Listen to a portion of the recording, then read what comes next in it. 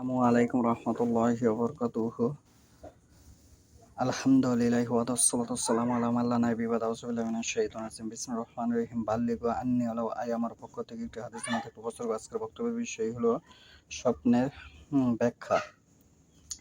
আবু সাঈদ খুদরী রাদিয়াল্লাহু আনহু হতে বর্ণিত, তিনি বলেন, আমি আল্লাহর রাসূল সাল্লাল্লাহু আলাইহি ওয়াসাল্লামকে বলতে শুনেছি যে আমি ঘুমিয়েছিলাম, দেখতে পেলাম অনেক লোককে আমার সামনে উপস্থিত করা হলো।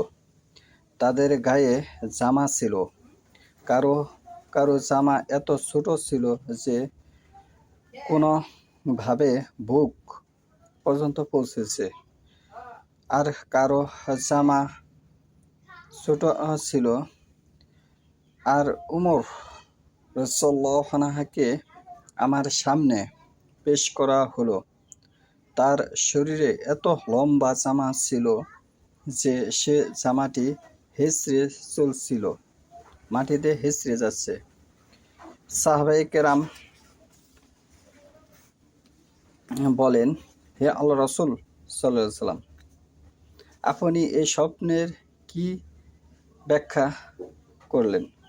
তিনি বলেন, দ্বীনদারী, যিনি স্বপ্নে ন্যায়নিষ্ঠ ৫ ওয়াক্ত সালাত আদায়কারী ব্যক্তি, হালাল হারাম যে বেঁচে খায়, যে অন্যের সম্পদ আত্মসাৎ করে না, এরকম ধরনের ব্যক্তি যে ওহীর অনুসরণ করে, আল্লাহর সাথে শিরিক করে না, বেদাত করে না, তারা যদি এরকম ধরনের স্বপ্ন দেখেন, স্বপ্নে লম্বা জামা দেখেন, তার ব্যাখ্যা হবে সে দ্বীনদারী। সে কি? দ্বীনদারী। হাদিস সহিহুল বুখারী ৩ নম্বর খণ্ড ৩৬৯১। ৩৬৯১। এখানে আরেকটা হাদিস উপস্থাপন করব।